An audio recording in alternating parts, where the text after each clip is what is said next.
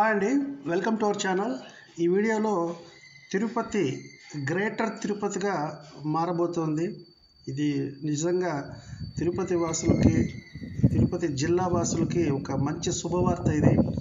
ఎందుకంటే ఇది దగ్గర దగ్గర ఒక 16-17 సంవత్సరాల నుంచి ఉన్న ప్రపోజల్. గ్రేటర్ తిరుపతి, తిరుపతి చుట్టుపక్కల ఉన్న 4 మండలాల్లోని 63 గ్రామాల్ని కలుపుతూ గ్రేటర్ తిరుపతికి అప్రూవల్ అనేది, పర్మిషన్ అనేది వచ్చేసింది.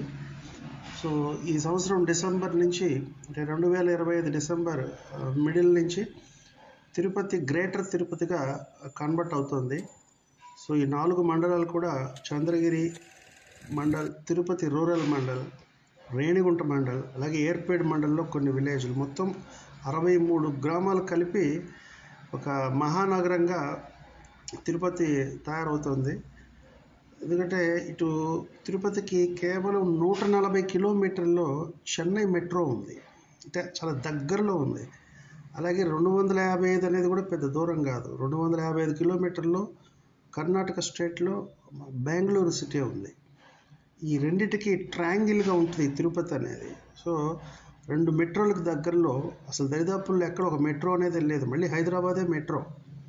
ఏపీకి అయితే విజయవాడ, గుంటూరు, అమరావతి కలిపి రేపు కమింగ్ డౌన్ ద లైన్ ఒక 2-3 డికేట్స్లో అదొక మహానగరం అయితే అవుతుంది.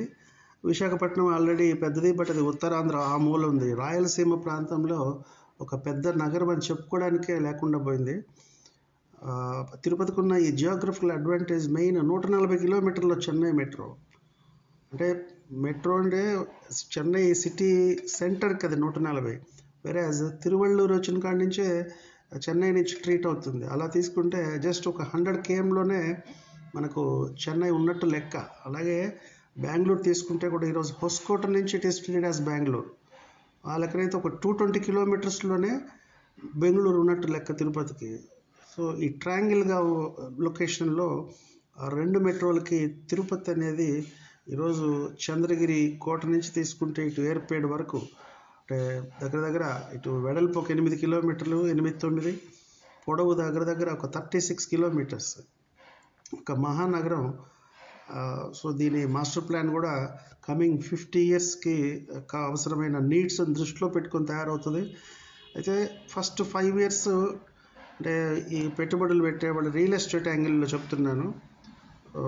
సో ఈ వీడియో కూడా రియల్ ఎస్టేట్ యాంగిల్లో ఎలా ఉంటుంది తిరుపతి అనేది ఎక్స్ప్లెయిన్ చేయడానికి పెట్టింది.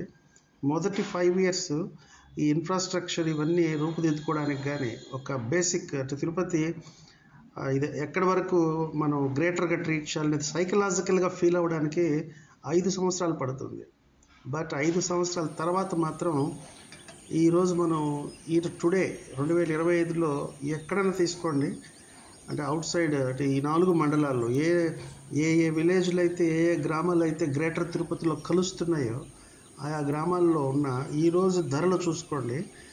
2030 తర్వాత, అంటే గతంలో తిరుపతిలో ఎంతోమందికి అనుభవం ఉంది. అవిలాల్లో అంత విన్నాం, మంగళంలో అంత తక్కువ ఉండేది, తనపల్లిలో ఇంత తక్కువ ఉండేది, చిగురువాళ్ళు అంత తక్కువ ఉండేది. సో ఇటువంటి డిస్కషనే మీకు ఈ గ్రేటర్ తిరుపతిలో విలీనం అవ్వబోతున్న గ్రామాలన్నిట్లోనూ భూమి ధరలు ఆ రేంజ్లో ఉంటాయి. అంటే కొందరు అనొచ్చు ఈరోజు ఎక్కువ ఉన్నాయదండి, మరి ఎక్కడికి వెళ్తాయి అనేది. ఎప్పుడు ఏ రోజన్నా గత 27 ఏళ్ళుగా చూస్తున్న మార్కెట్ని, ఆ రోజుకి అవి ఎక్కువ అనిపిస్తాయి. అవే ధరలో ఒక 5 ఏళ్ళు 10 ఏళ్ళ తర్వాత అవి చీప్ అనిపిస్తాయి.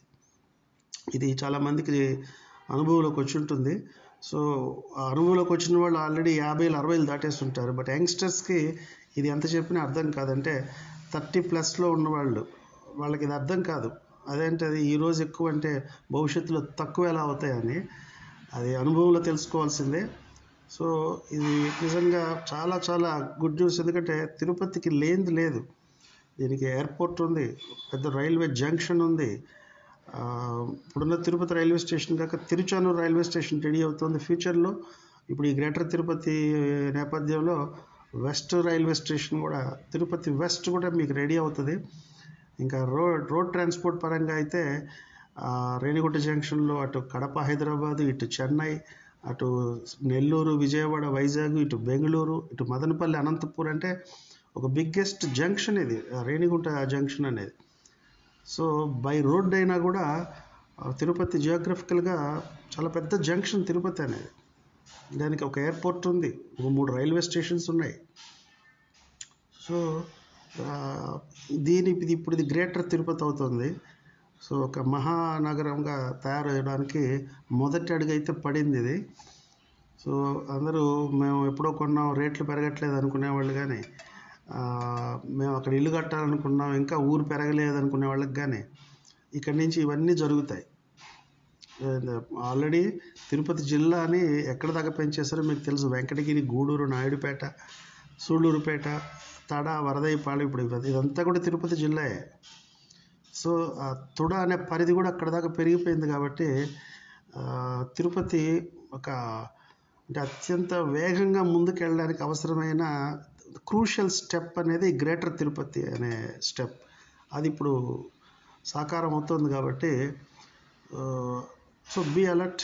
ఎవరైనా ఇక్కడి నుంచి తిరుపతిలో అది ఎప్పటికీ పెరగదు, అక్కడ అంత రేట్లు లేదు కదబ్బా, అక్కడ ఇంతెందుకు అబ్బా అనేవి ఇంకా ఉండదు.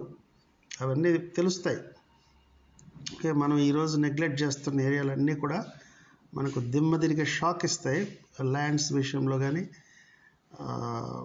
సో ఇంట్రెస్ట్ ఉన్నవాళ్ళు ఈ తిరుపతి సిటీని ఒక 10 ఏళ్ల తర్వాత ఎలా ఉంటుంది, 20 ఏళ్ల తర్వాత ఎలా ఉంటుంది కానీ విజువలైజ్ చేసుకోగలిగితే ఎక్కడి దాకా వెళ్తుంది, ఏ ధరల్లో ఉంటుందని కానీ మీరే ఊహించుకోవాలి. రియల్ ఎస్టేట్ వాళ్ళు అడగడం గొప్ప కాదు.